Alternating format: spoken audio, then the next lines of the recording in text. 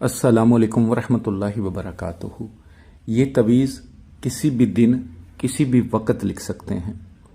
باوضو حالت میں لکھنا ہے، اگر عرق گلاب اور زعفران سے لکھ سکتے ہیں تو بہت بہترین ہے، ورنہ بلیک انک والا پین اور سادہ کاغذ اس کو لکھ لیں۔ کسی بھی حاجت کے لیے لکھیں گے یا کسی مشکل کو دور کرنے کے لیے یہ زبردست ہے۔ سورہ اخلاص کا یہ تویز ہے، اعداد سے بنا ہوا ہے۔ آپ نے اس تویز کو لکھنے سے پہلے 2 رکعت نفل صلاۃ و حاجت ادا کرنے ہیں، اور جدھر ادا کرنے ہیں ادھر ہی بیٹھ کے اس کو لکھ لینا ہے۔ اگر کوئی عورت لکھنا چاہتی ہے تو حیض میں نہ ہو، کوشش کریں چھوٹا بچہ پاس نہ ہو، لیکن اگر ہو بھی تھوڑا سا دور ہو جائے، بس آپ نے کامل یقین سے اس کو لکھ لینا ہے۔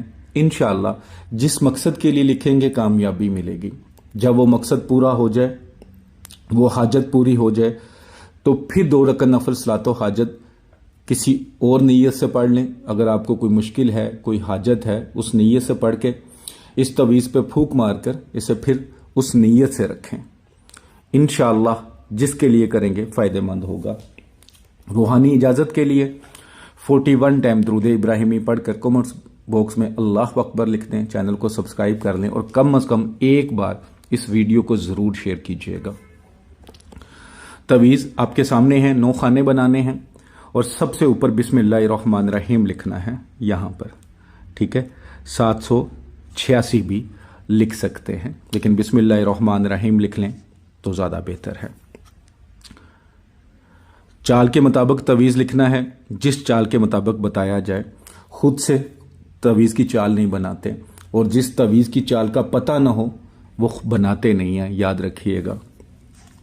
خانہ نمبر 1 یہ ہے 330، خانہ نمبر 2 یہ ہے 331، خانہ نمبر 3 یہ ہے 332، اس کے بعد 333، یہ خانہ نمبر 4 ہے۔ خانہ نمبر 5 یہ ہے 334، خانہ نمبر 6 335، خانہ نمبر 7 336، خانہ نمبر 8 337، اور خانہ نمبر 9 339۔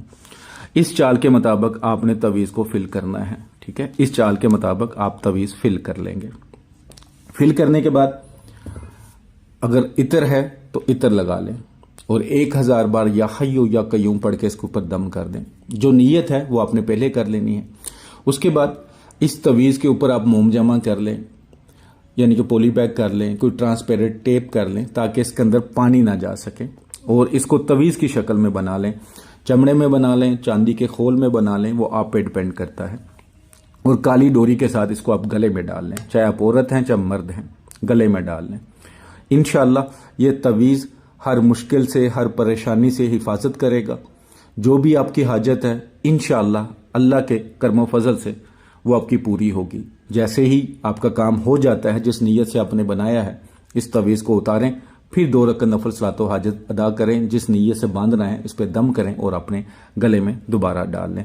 بہت ہی زبردست تویز ہے، بس کامل یقین کے ساتھ بنائیے گا، انشاءاللہ ضرور فائدہ ہوگا۔